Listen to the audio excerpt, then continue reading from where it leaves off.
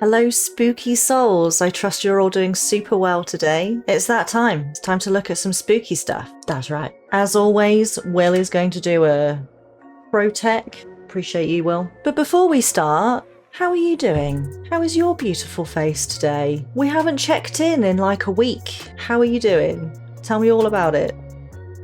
Yeah, I'm doing all right. Yeah, thanks for asking. I appreciate it. Well, I'm not being weird. You're being weird. Are you sitting comfortably? Then let's begin. Video shows footage of a barbershop during business hours when suddenly all the barbers inside the shop encounter something beyond belief. Barber T had obtained this recording from the security camera inside the shop after experiencing this creepy encounter. Here's the footage that was posted by him, along with the text-to-speech voice explaining the video's events. Be sure to look closely for this one, as something else happens that a lot of viewers missed the first time. Take a look. So we just realized the barbershop is haunted. Oh, text-to-speech, we love it. I didn't notice the door moved at first. Pay attention to the door.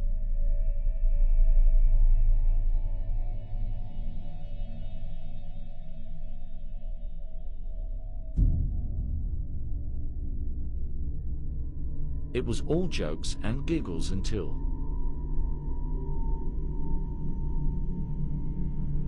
my boy John was super spooked, and so was I.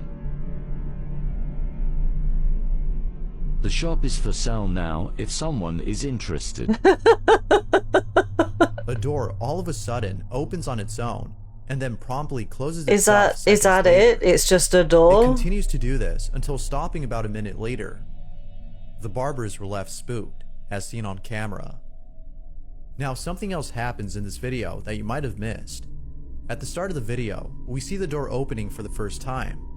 It is around this time, though, that a transparent figure passes by the TV. Whatever this is, viewers believe that it may be responsible for the strange activity. But things were only getting started because what happens next is just downright creepy. An hour later, one of the barbers approaches the door when the following happens. What you're about to see is some aggressive paranormal activity. I really didn't want to touch the door handle. What's that shining?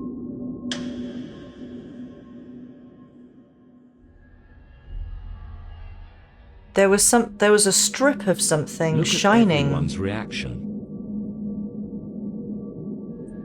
I pulled up the camera angle from the back room, and everything was thrown everywhere.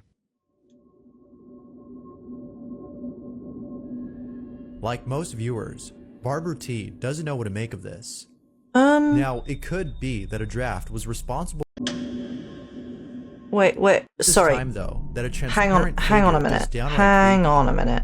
An hour later, one of the barbers approaches the door. Look, when the following what's happens. that? What's that? There's a strip of, it looks like cling film or something, between the door frame and the edge of the door. Look. What you're about to see is some aggressive paranormal. What is that? Normal activity. I really didn't want to touch. And then the he door kicks handle. it and you see it again.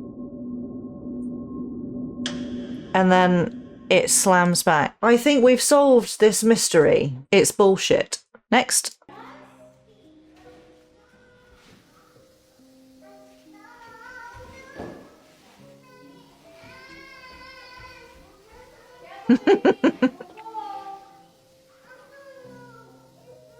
Do people really think this is paranormal?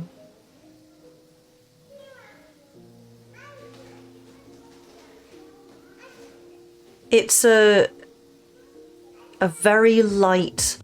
Those baby pens are very, very light. They're light, made out of light materials on purpose. It's for safety. It's so that the child doesn't hurt themselves whilst they're in there. It's also so that they're collapsible, so that the parent can grab the child quickly if required. They easily slide on hardwood floors. This is a smooth floor. This clearly is not a carpeted room. It's laminate flooring or wooden flooring. The child is running around in this playpen in such a way that something that's slippery underfoot is going to move away from their feet as they're moving.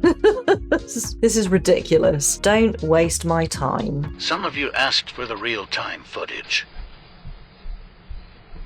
So here it is. I mean, that could... Alright, as soon as anyone sees a bit of dust or a bug flying around, they immediately jump to the conclusion that it's an orb. As someone who sees orbs frequently that are not bits of dust or bugs, I also see dust and bugs all the time. I do feel qualified to differentiate. I think that was not an orb. The way it moved and the shape of it. Sometimes orbs aren't completely circular. Sometimes they look like they're sort of elongated, irregular shapes, like it's ectoplasm, you know, and it takes on sort of distorted shapes sometimes, which that could have been. Arguably it was a distorted shape. As a medium, I have to engage my spidey senses, not just my eyes and my ears. I just don't feel anything from this footage. I feel absolutely nothing from it. So that's what makes me think that this is not an orb. This is a bug or a bit of dust. Sorry to disappoint.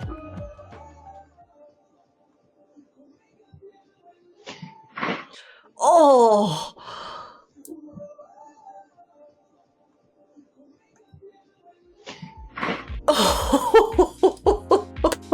I'm sorry, I do get I do get a sadistic amount of pleasure from watching children hurt themselves. Of course, would be a totally different story if I was physically present when a child hurts themselves. This would not be my initial reaction, but it would be my secondary reaction once I know that they're fine. There's nothing paranormal about this. Kids don't have the best coordination. The kids, I mean, do I actually have to explain this? Not paranormal.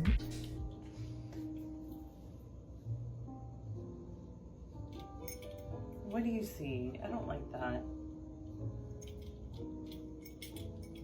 Who's there?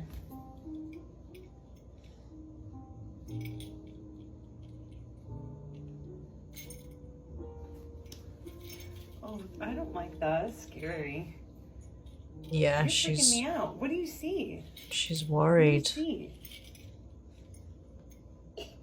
Oh my god, this is Yeah, scary. she's not happy. Yeah. She's seeing something and she's not sure about it, so she went to Mum for comfort, and Mum doesn't understand what's going on, so she did not give her child the comfort that she needed in that moment. And really all she needed to say was just a few words of comfort, like, no, it's okay, they can't hurt you, or words to that effect would have just completely alleviated any fear that her daughter may have had in that moment. Oh, whenever I see clips like this, I just feel really sad, because all children see spirits and lower level entities, which are very scary. I mean, I see lower level entities quite frequently as an adult, and they scare me. So as a child, when you're more vulnerable and you go to your parents for comfort, it's difficult to watch these children asking their parents for comfort and not receiving it, because the parent is also freaked out. And the parent is not freaked out by obviously what the child can see, because they can't see it. They're freaked out by their child. This is a very common reaction, and I'm not necessarily criticizing this woman, this mother. She can't see what her child can see. She maybe has had no contact with anything of this paranormal nature until she had her daughter, so she doesn't know how to react to this. But this is a very common reaction where the parent goes to the child, you're scaring me, I don't like this, I don't feel good about this. And if the child is already frightened and not feeling good about the situation, the person they go to for comfort then tells them, "You're scaring me," that's going to make that child feel so isolated. And that is my experience as a child daily. My parents didn't know how to react. My dad worked, my mother didn't. And so I was at home with my mother 24/7, and my mother was not witchy-woo at all and had no idea what it was that I was seeing, and she used to react this exact same way.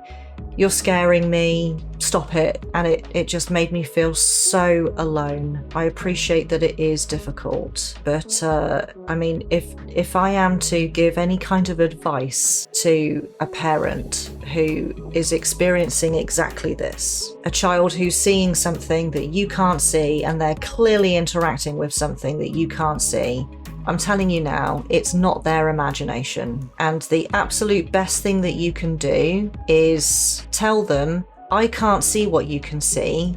Tell me what you see. If you're scared, just do everything in your power to not show it, because chances are your child is scared. And you are the one thing that can give them comfort. You need to give it." It's the classic case, isn't it? When a child falls over, they haven't hurt themselves, but they fall over and they immediately look to the parent for the reaction. And if the parent goes, "Oh my God, are you okay?" then the kid starts to cry. And if the parent is like, "Oops, you're okay, up you get," then the child will get up, dust themselves off, and job's a good one. Absolute same thing. If you as a parent show your child that you are freaked out, then the child will become more freaked out. Validation is really, really important. I've seen this house before. You'll recognise this living room from a previous clip that we watched. Mum was laying around on the sofa and there were two kids sitting at this table in the back, and then the cross flew off the wall, or it fell upside down, or something like that. Something happened. Something paranormal happened. I forget what it was now. Same house.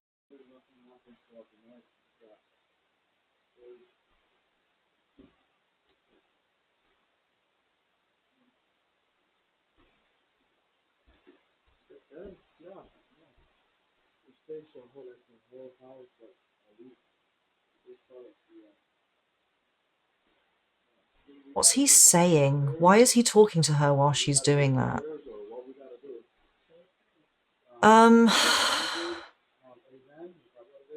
Is he talking? The sound is really low on this video. What the fuck, baby? Baby. Oh shit! What the fuck, baby? Go, go, go! The cross. Look at the cross. That's funny. Sorry, I should be taking this more seriously. I'm not convinced that this is real. The way the cross turned up, it didn't fall down, it tipped upwards, right? What the fuck, baby? Baby. Oh shit! What the fuck? Yeah. I'm so not convinced that this is real. Do you know what? I'm just going to make an executive decision here. This is not real. The reason I don't think it's real is because it doesn't feel real to me. The way the cross turned upside down on the wall is just comical to me. Things tend to not happen in very quick succession like this. Even in the most powerful hauntings, it just doesn't play out like this. This is very movie-esque, the way that kind of unfolded. Something I will say, which is sort of irrelevant because I don't think that this clip is real, but perhaps some of you will find this useful if you decide that you want to sage your home or your space. She's not doing it right. You can light a bit of sage and wander around and waft it about. It's not going to do anything. It's not really the sage that does anything. It's your intention that makes changes. Chanting some sort of spell or, incantation is really the way to do it, because it's not the words that you're using, but when you recite an incantation, and you're performing a physical action such as saging simultaneously, it puts your energy field, it puts your chakras and your aura and your mindset, more importantly, into alignment where you're focused. And focus is what creates your reality. When you're unfocused, chaos. But when you're focused, it creates order. And in this particular case, what's the order that you wish to create? You want to get rid of negative energy, a bad spirit, whatever it is. You're not going to do that by just wafting a bit of smoke around. I don't know, if you are interested in how I sage and how I actually get rid of stuff, then I might make a video on it. I don't know how in-depth you guys want to get with the witchy woo. The witchy woo is a huge part of my reality. I regularly sage and manifest my ideal reality, and I'm very big on cultivating a positive mindset, a focused mindset to create order out of chaos. I'm well versed in this stuff. If you're interested in me going more in depth into this kind of thing, then let me know in the comments. But at the top level, the way that she was wafting that sage around isn't going to get rid of shit, which is why I was asking, why is he talking to her while she's doing that? Because if someone's just having a chat with you, then you're not focused. Interestingly, the title of the video is "We tried to sage the house and this happened." There is no try, only do. They set themselves up to fail. Let's try to do this. No, let's do this. Let's do this, right? There's a huge difference in the results that you're going to get depending on the mindset that you have when you go into the activity. Just saying. Hashtag just saying. Next video was posted by a woman named Lorley Gons, who states that something very strange was captured in a video that was taken many years ago. The girl in this clip is Lorley's cousin-in-law's daughter, who was about 10 years old when she took this video. According to Lorley, she was filming herself in her bedroom when something pretty spooky happened. The video starts off with the young girl playing with her toys, doing a show and tell of a kitchen playset she was recently given. Hola loberistas, hoy estamos en un nuevo video para mi canal y hoy voy a estar mostrando las cositas, tenedores y todas las cositas de cocina que tengo para jugar. Now, as the young girl states, this video is for her YouTube channel, which according to Lorley is solely based on pretend play videos and toy reviews. What was meant to be an innocent pretend play video. Children with YouTube channels. This is a massive problem. I don't get it. I don't get it. It makes me so disturbed to see children with a YouTube channel. Who's watching a child's YouTube channel? Is it other children? Is it though? Oh, turned out to be something completely different. Take a look. Bueno, empecemos. Primero tengo este cuchillo. Sí, muy lindo. Pues tengo esto que es como para cortar pizza, creo. ¿Sí? Pues tengo esto. Cuchara. Una cuchilla filosa. Ahora tengo dos tenedores así. Uno rosita, igual que el cuchillo que mostré al principio. No sé si lo mostré al principio. Y este tenedor amarillo. Pues tener... Se me está cayendo todo. Perdón, se me está cayendo todo. Dos cuchillos amarillos iguales.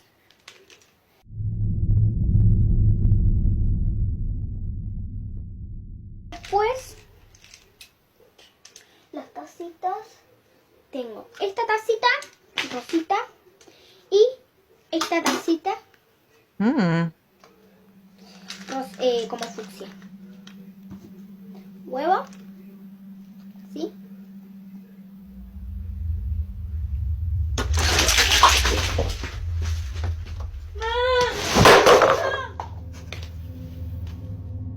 It was promptly after noticing the doll's arm lifting on its own that the girl pauses, turns around, and bolts out in a panic frenzy.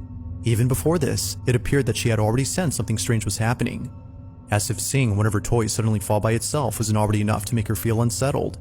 This happens.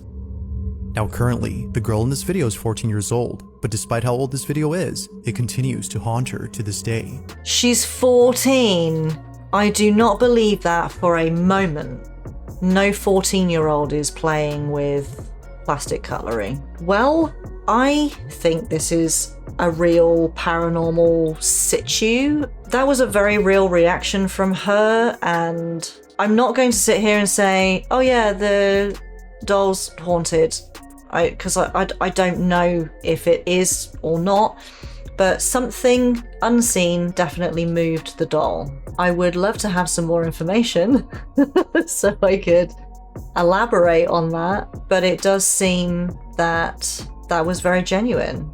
Her reaction was definitely genuine, and I don't think that there was any kind of setup or trickery going on there. I mean, if there was, it's like the parent or a sibling or something has done it, knowing that she was going to sit there and she was going to record this video and wanted to freak her out. That's a possibility, but there is something very organic about this video that makes me feel that perhaps it is an unseen force that moved the doll's arm. I'm definitely not ready to say, yep, the doll's haunted, but something's afoot, for sure. CCTV has caught some ghostly activity in one of Britain's most haunted pubs. This Jamaica is Jamaica Inn. in Cornwall, where regulars believe a ghost called Jack lives on.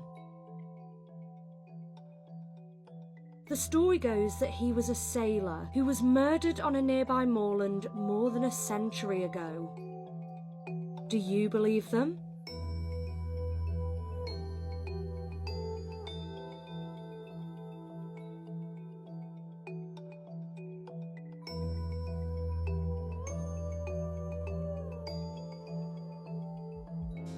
Difficult to tell when the cameras are actual potatoes. Jamaica Inn is, I've never been there, and I really want to visit because it has some really interesting history, and you can stay there overnight as well. I would love to stay there overnight and conduct my own paranormal investigation. I think that would be really fun. The trouble with places like this is they get known for their paranormal activity, and then people visit expecting to get it, and then it creates some... I can't remember the word for it, but basically places can become haunted because people think it's haunted, but it's not actually haunted. But all that collective energy of expectation of a place being haunted makes it haunted. And there's a word for it, and I can't remember for the life of me what that word is now. That is often the case with places like this. So I'm not saying that Jamaica Inn is or is not haunted. I don't know. I've not been there. But it does have some really interesting history. It's an exceptionally old inn. Its location made it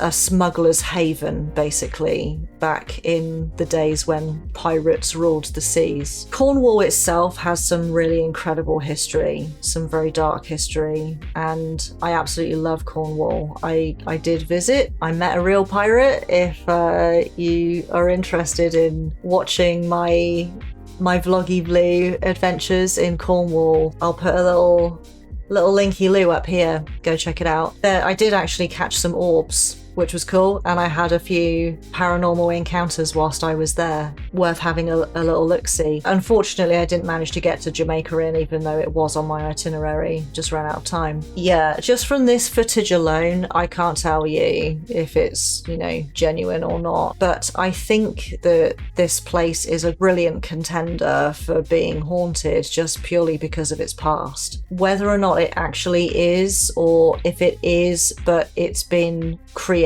through the collective expectation for it to be haunted, I don't know. This is why I need to visit and I need to see for myself. So on that note, I think we'll wrap things up there. I don't know, has this been a successful paranormal adventure today? What do you think, Will? Has this been successful? Honestly, I feel that TikTok is seriously letting me down with these clips.